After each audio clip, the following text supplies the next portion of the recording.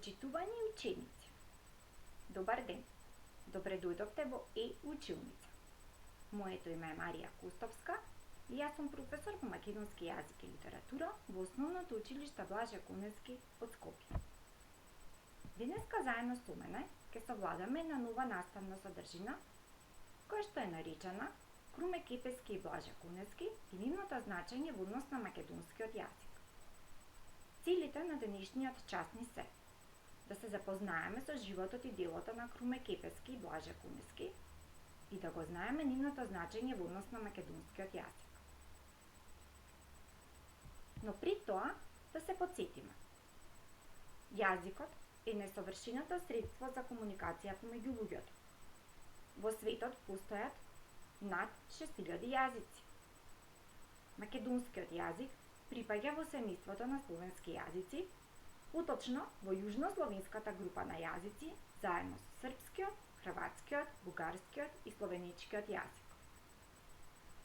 Многу личности придонеле за развитокот на македонскиот јазик, но ние на овој час ќе зборуваме за придонесот на авторите Круме Кепески и Блаже Куневски. Животот и делото на Круме Кепески. Кој бил Круме Кепески? Тој бил македонски педагог, лингвист, преведувач, собирач на македонски народни умотворби и граматичар.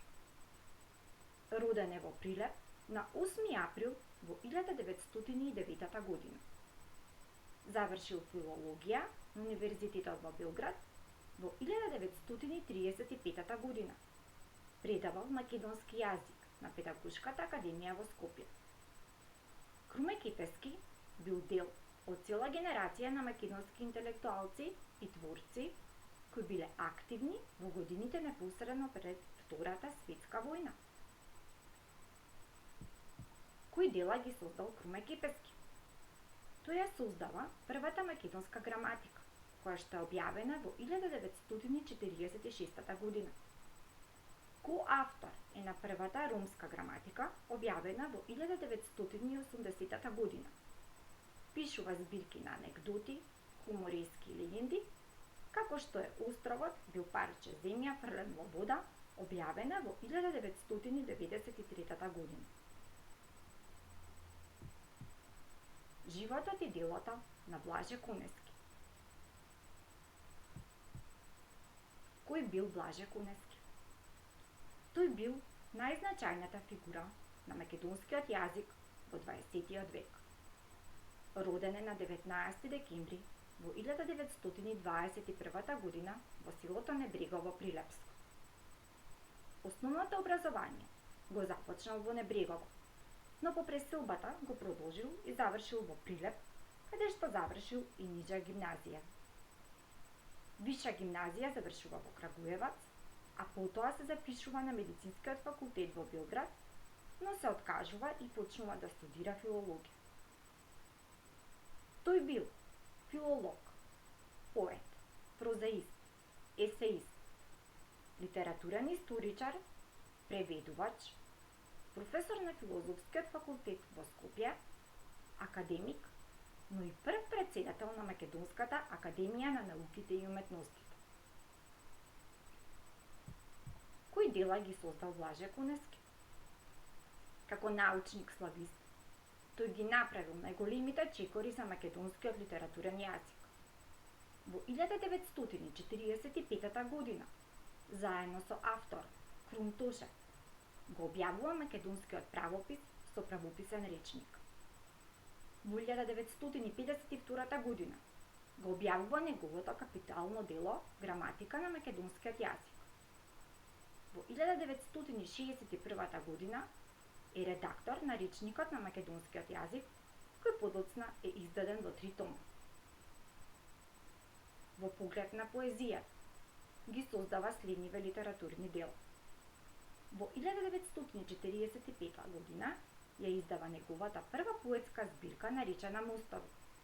Во 1948 година автор е на збирката Патриотски песни наречена Земјата и љубовта.